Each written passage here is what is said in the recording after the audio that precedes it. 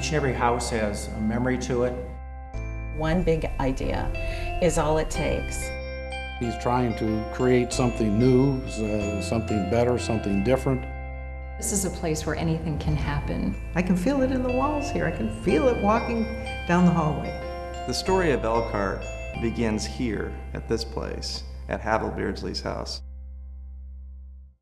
Since 1972 and the opening of Ruthmere, it's like we started telling the story of Elkhart in the middle. And it's time for us to go back to the beginning. And this is the beginning, here at the Havel Beardsley house. Havel Beardsley really was the one that harnessed the entrepreneurial spirit of the community. Havel is the one who establishes Elkhart, puts it on the map. We have Elkhart, Indiana here at this place because of Havel Beardsley. He built the mills along the river and took advantage of the fact we had a river. Funny how generations later you can see the confluence of major transportation routes hitting Elkhart. Anybody that could be a doctor, that could start a mill, that could also serve as a judge. He was willing to strike out for relatively uncharted territory. And you know, that typifies an Elkhart entrepreneur. We've always been an entrepreneurial town, and we should be proud of that. He came here with a spirit of adventure, innovation, spirit of we can do this. And this spirit resides in this house.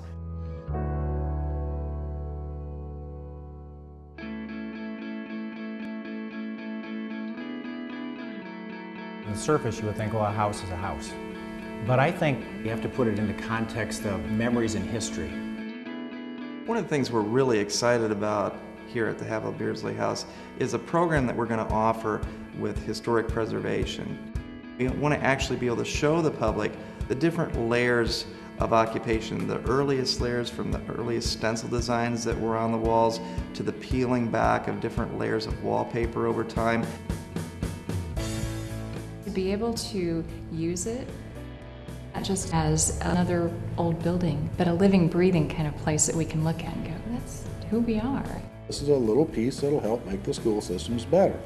On the outside of the house, we're going to have an urban archaeology program. It's a very different type of experience than they get in a normal museum. They actually get to touch history.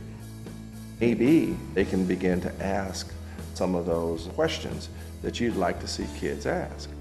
The learning becomes more visceral rather than this is the thing that somebody told me in school today. It becomes something that they will remember. It's an experience that they'll carry with them for the rest of their lives. They're inspired by that, just as we're inspired by monuments all over the United States. If they can leave here asking questions about who they are, then you know we've at least started the road of them feeling as though they're connected. That kind of inspiration is what really changes education, and all kids need it.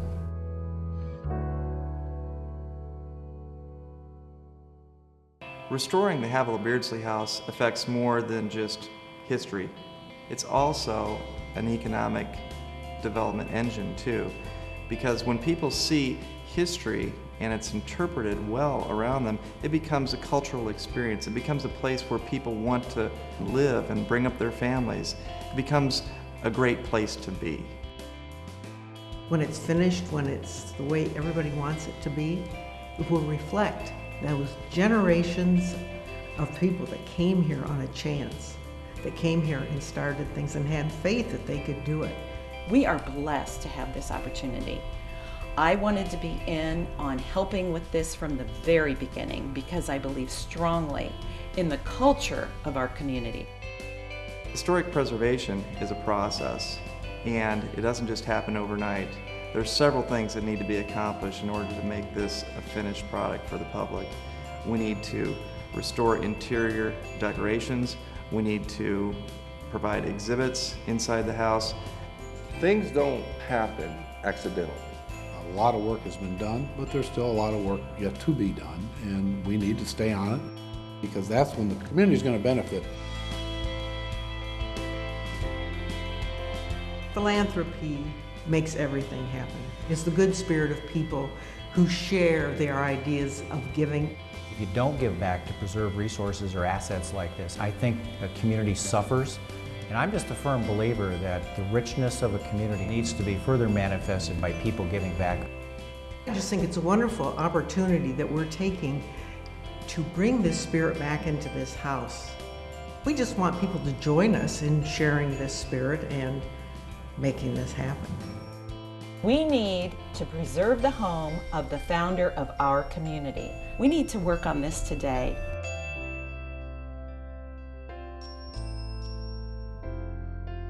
Our story starts. Our story. Our story starts here.